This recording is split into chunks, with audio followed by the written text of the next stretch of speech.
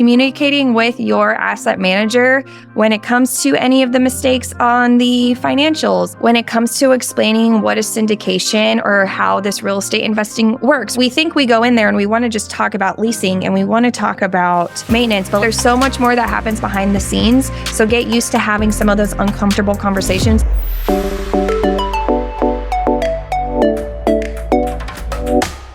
Hey everyone, welcome to another episode of The Adventures of a Real Estate Investor. I'm Susie. And I'm Michael. We're excited you joined us for this adventure. Yay, so today is part 2 of the lessons learned from the asset management workshop that I went to in Austin. It was a GoBundance event, and we're just really excited to give you to share the value. All the cool things that Susie learned. Yeah, like after the part 1, which is just the episode right before this, afterwards, Michael and I were like, man, we could have kept going. There's just so much with asset management. Mm-hmm. It never ends. Absolutely. Yeah. So I'm glad we broke it up into several different episodes here. So totally. Yeah. So you'll kick us off with the first little tidbit? Yeah, I'm ready. Are you ready? I'm ready. Let's do it. Let's dive right in. How can we teach the property management staff or the maintenance or the regional or the CEO to think like an owner? Ooh, Mm-hmm. that's a good, deep thinking question. Yeah. Because I think it varies, right? From experience level, from property to property, right? It varies in experience level from on-site to regional, regional to even an owner or CEO of a property management company, as well as the maintenance staff, right? I think we have the highest turnover in maintenance staff probably than any other. But anyway. Highest turnover? Yeah, I think so. We have the highest. Yeah, we do. Okay. Yeah, we're just saying we do. It's really tough to find a maintenance person. But then going back to how to teach them how to think like an owner, right? Yeah. So I think the best thing I'll let Susie elaborate on this a little bit too here in a minute, but I think the best thing that we have done is teach them what or who the owners are of the property, right? Mm-hmm. And teach them, a lot of our properties are syndications.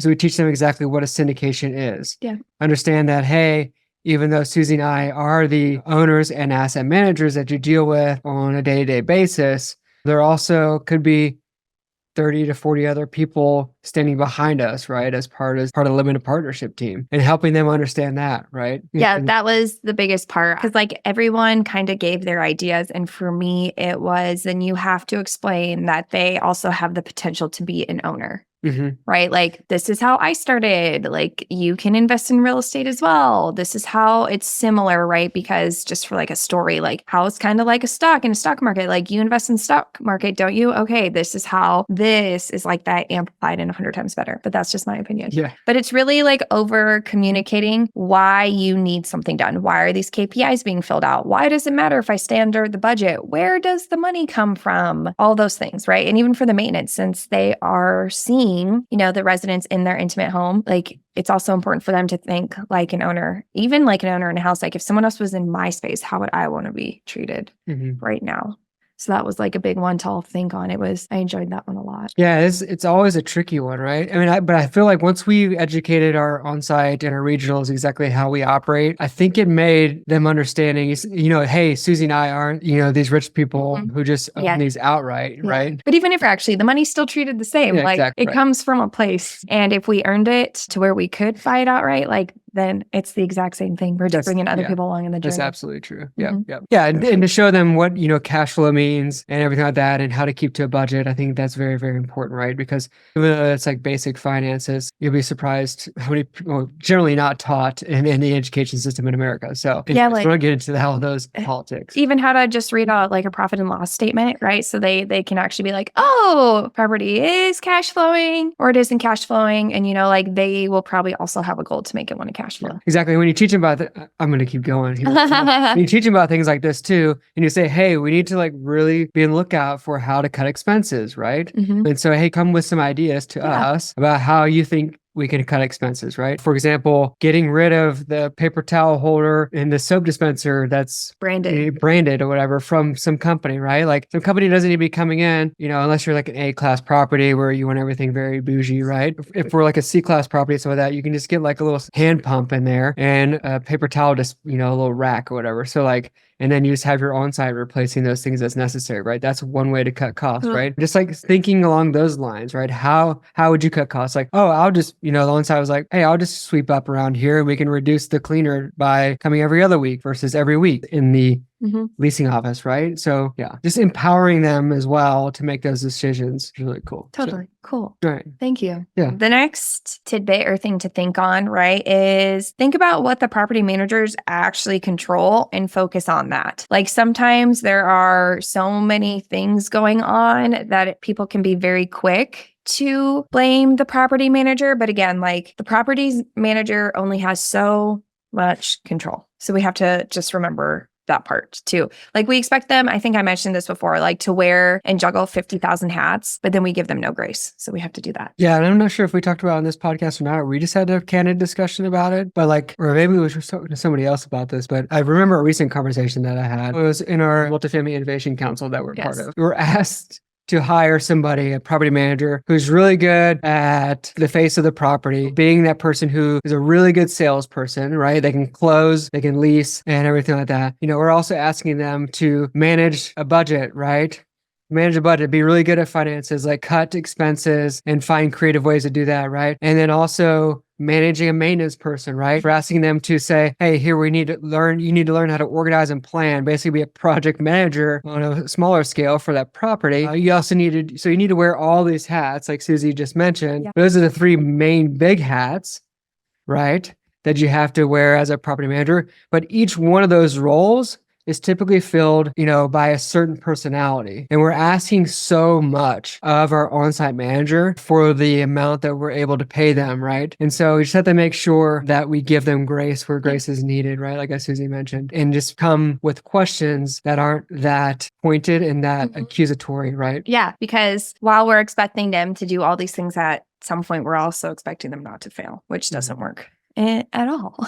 So another topic that got brought up is ways to incentivize the staff just to be able to get, expenses down or delinquency down, right? Like really focus on things where they can't just pad the paper, right? To where occupancy is a really easy one to pad because you could just fill it up with everyone, where delinquency, you really have to think about who you put in the property before just wanting to fill it up. That's one example, but like, do we have quarterly incentives? Do we have yearly incentives? Like, how do we choose how to influence and what do those incentives look like? Yeah, I mean, it's a tough one, right? So it's all owner, at discretion of the owner, right? And for us, we kind of just do it. I don't know if we do it quarterly or monthly, but we kind of just do it whenever we feel like, right? It's always out there, right? If a property manager knows that, they know from us that like if they can get zero delinquency at the end of the month, we're going to reward them with something, right? Yeah. Whether that's, giving a gift certificate to an airline or giving a gift certificate to Coach or, a spa day or something like that, right? Hiking boots. That's been another thing too, like, or whatever. You're like, hey, you choose what you want. What do you want? We'll set this goal. What do you want? Hey, whenever you get to zero delinquency, guess what? You get that thing, right? So we also let them choose and give them the power, right? To make sure that it's actually something that they want to work towards. So yeah, it's hard, right? Because some people had said that they will ask the maintenance or the property manager, even if they have $5,000. $5,000 might also be too much, but like some small amount so that they can put it into the deal and really see how it can grow. Somebody else talked about doing percentages. Oh, if you can get the NOI down to this,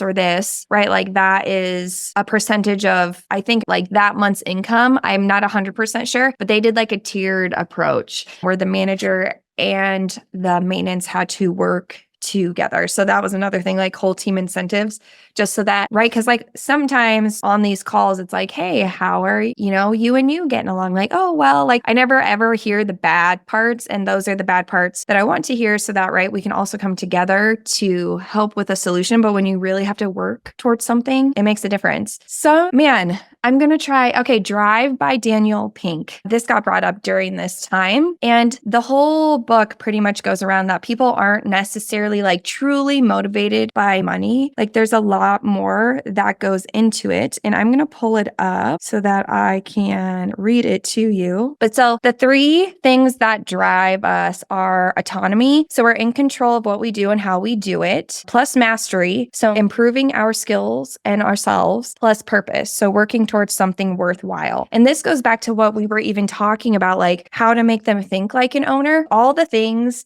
that gave us autonomy, mastery, and purpose, like just explain it to everybody else involved, right? Like help them become a part of the same vision that you had. And then these incentives mean something totally different. Absolutely. So we talked about incentives for hitting a certain NOI target, hitting a certain leasing target, but also not necessarily focusing on the leasing aspect, but also the delinquency aspect, because that's more important to make sure you have quality residents in there. One thing that I like to mention as well, before we move on to the next topic, is incentives once you go to sell the property, right? Eventually the property manager is going to find out that the property is selling, right? But if you say, hey, if you keep the occupancy at this amount, keep the income coming in at this amount, as well as keeping the NOI, driving that NOI target even higher, for the months leading to closing, then you'll be rewarded with XYZ, right? So just think about that too. Yeah, because then that incentive, like there's a lot that goes into that too when you're telling them that you're going to sell, because they immediately could do like fight or flight mode and think like, oh my gosh, I'm going to lose my job. And so really giving them something to work towards. Yes, I'm sure Amy probably has a goal in the background that we don't know about, or things that are happening, puzzle pieces to where these managers are going. But like if we can keep them excited about the sale and to keep the property going really strong, like that's huge.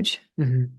100%. Yeah. Cool. So to talk about because with making sure the property is in a financially strong place, I want to move into access to reporting. So whatever software your property manager uses, and ours, for example, uses Appfolio, I want to be able to see every single report that the CEO can see, that the regional can see. Those are the reports I want to see. Even the CFO. Those are all, I have access to all of those. Those are something I should have access to 24/7. And that's really just, I could go on forever, but this creates visibility, accountability. The list goes on and on and on. But then you really have an opportunity to be really intimate with all of the details. And you also, as an asset manager, cannot say, well, I didn't know. Like you didn't know because you didn't have access, and you need the access. Yeah, absolutely. On the other side too, it also saves a lot of time, right? Because if you're always constantly asking for a rent roll or a delinquency report or some financial stuff from the property, that's taking, when you send an email to the on-site or send an email to the regional or something like that, like you're taking a lot of time away from those people that could be focusing on leasing or other tasks that you have them doing. So that saves a lot of time, and you have it access right at your fingertips too, which is great. Sometimes having access to everything is I wouldn't say overwhelming, but I do go down rabbit hole sometime, right? Where you just look at something, you're like, oh, I want to dig into this a little bit further. Yeah. And then you're 10 clicks later, you're into some GL code going back from the origin, and you're trying to figure out why there's 3 windows that have been replaced over the last 6 months. And in one particular in one apartment. specific unit, right? Yeah. So anyways, it's awesome though. I love those kind of like rabbit hunts, if you will, or whatever you want to call them, rabbit holes. So you take yourself. Yeah, we don't hunt rabbits. But I liked where you were going with that. Even beyond like Michael saying or having the experience of seeing the window being replaced in the apartment 3 times in the last 6 months. But you also get to like learn about the residents that are coming in and out. You get to learn about how the manager on site actually calls back applicants, what form, what they want to do. Yes, it also helps you like when you're looking through the general ledger is like, hey, we've paid this same bill. Like I think it's a duplicate because the manager missed the duplicate. I'm guessing like the assistant, the accounting team missed the duplicate. So like how many times are you paying people twice? Like, which is just crazy to me that something that is not said on the back end. But anyways. Yeah. For example, right? Recently I had an invoice that I saw came in. It was paid out in, let's say, I think it was like February and then again in March. And I'm like, oh, that's weird. Like that invoice, and it's for the same exact unit. And I was like, we did the same exact thing. It looks like the same exact description and everything like that. But the invoice number was a little bit different, right? Where like the L was like a 1 or something like, or it was like an I versus a 1, the number 1, right? So like somebody who obviously input it twice, but first thought the invoice, because a lot of the invoices from these vendors are like handwritten as well. Yeah. So sometimes you can't read their handwriting. So it could be a 1 or it could be a 7, an L or a 7, right? So anyways, long story short, it ended up being a duplicate, but it had 2 different invoice numbers technically. because it was just a typo from inputting error, right? So yeah, because how it was interpreted. Totally. Anyways, so little things like that too, like having access to everything, you're able to review those items. Yeah. Those are duplicates. Even the numbers that are like automatic, right? Like your asset management fee or the property management fee, something that seems to be like the same percentage every single month, like spot check those to make sure that was carried over correctly. Because other people are also going to assume that it's on autopilot and it's good to go. Yeah. I mean, another example, reviewing the financials for March of 2024, like I found one and I was like, when I'm going through the income, the additional income. So we have what is known as like RLL, which is like a damage waiver. Basically, it's like a renter's insurance for the residents. But it says, it gives them like a $25,000 coverage limit, but it also gives us $100,000 depending on the size of the coverage, right? $100,000 per unit, whatever. So that's a whole nother episode. I'm going to get into all that, but basically it helps us. Whole nother episode. Yeah. I'll stop there. But it was income coming in. Income coming in. I saw it decreased significantly from the month previously, even though it was still positive. I was like, why did this go down? Right. So I did some more exploring, and then I started asking questions, and then found out there was actually a billing error with the RL system on their end. Yeah, which is automatically billed us, and nobody checked that. Right. And it just pulled money out of our operations account. And I was like, hang on a second. So anyways, where they billed us for like all the units or whatever versus just a handful of units. So anyways, we got that sorted out. Yeah. So just all these things, like these automations can make mistakes. People can make mistakes. So it's really, to bring it even full circle, we have to give lots of grace. Granted, keeping people into like a strict guideline is also necessary. Don't get me wrong, but mistakes happen where we never see them. And so that's why asset management is also so important. Somebody needs to be checking consistently, or else, right, if you have an absent asset manager, then these get mixed. And the compounding, that is the worst part. So before we go, I do have a multifamily mythbuster. Are you ready? Oh, let's do it. Yeah.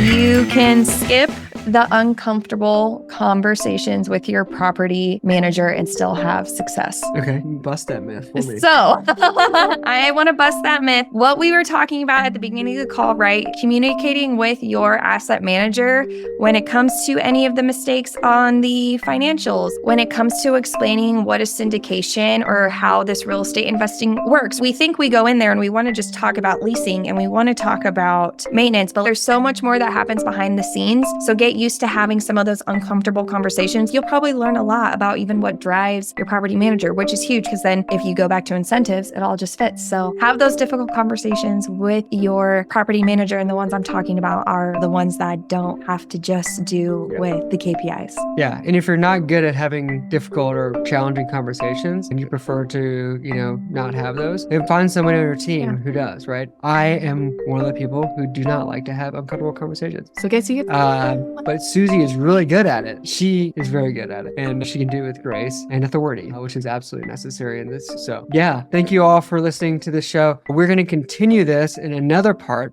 3, because we still have so much information we want to share with you from this conference. So thank you so much for tuning in. Until next time, explore more, adventure awaits.